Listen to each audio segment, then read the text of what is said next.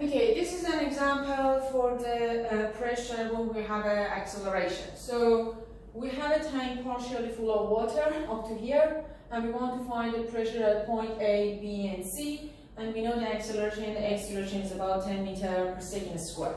So because there is a room for the water, if it's fully, if the tank is fully, completely full, then there is no room the water can fill. But because it's partially full, it means the water can tilt. If we assume this is after the acceleration, we can use this formulation and write it as a tan alpha is equal acceleration in the x direction divided by the gravity should be equal this height divided by v. This is the one formulation, and we need another formulation to find h and v. We know the air of the volume of the air or water, it doesn't matter which one you take it. Let's say we take the volume of the air. The volume of the air before the acceleration should be same as the volume of the water after the acceleration. So volume of the air after acceleration represented by this rectangular 0.5 times 8, which is this length, and after acceleration we have a triangle h times b. Now we have two equations, two unknown parameter, and we can find it. If you use these two equations, the h will be about 2.856 meters. Okay, if you look at the height of the container, it's only about 2.5 meters. So it means this line is not correct because the h should be greater than that. So it simply means the correct one should be something like that.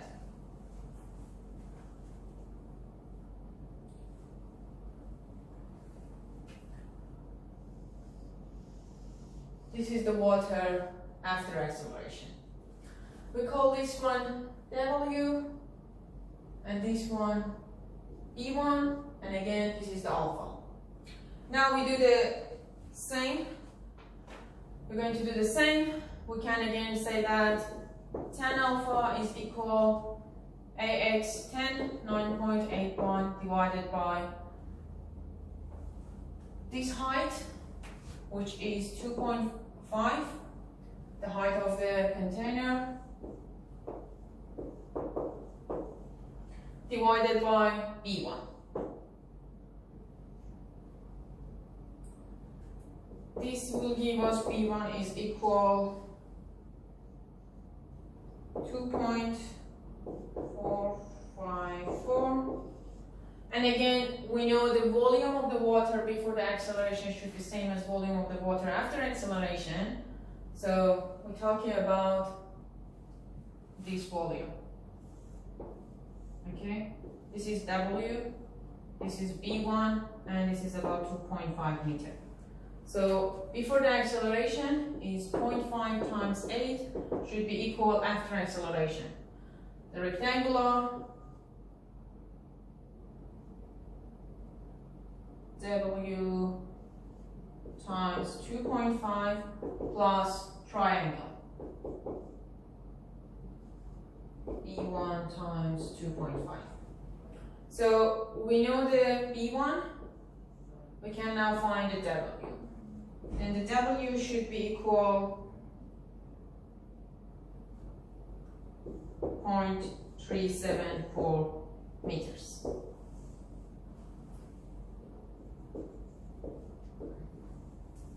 Okay, we know these lengths.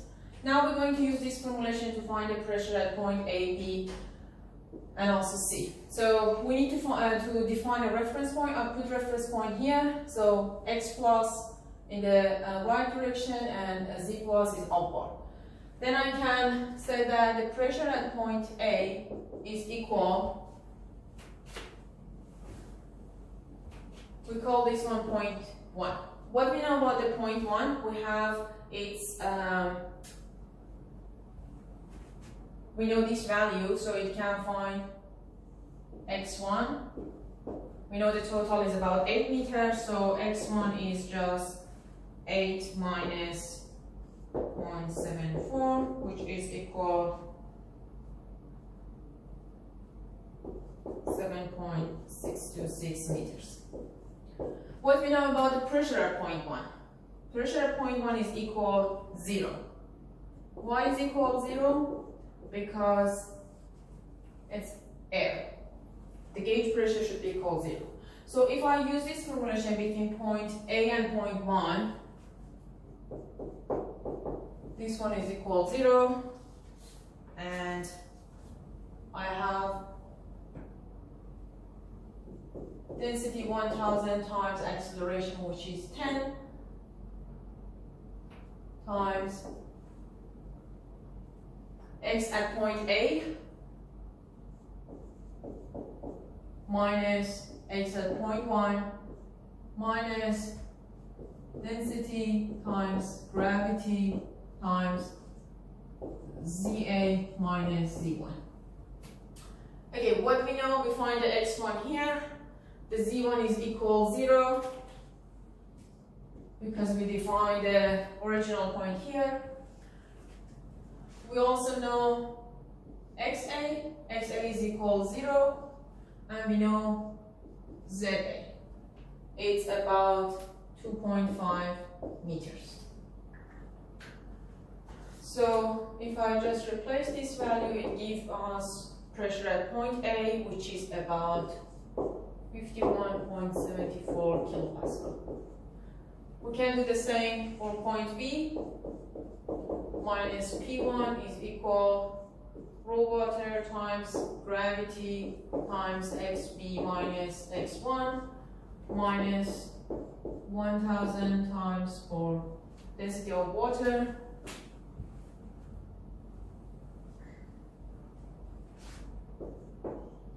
times, sorry, this should be acceleration, AX.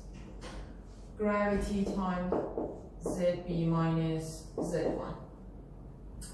So again, P1 is equal 0.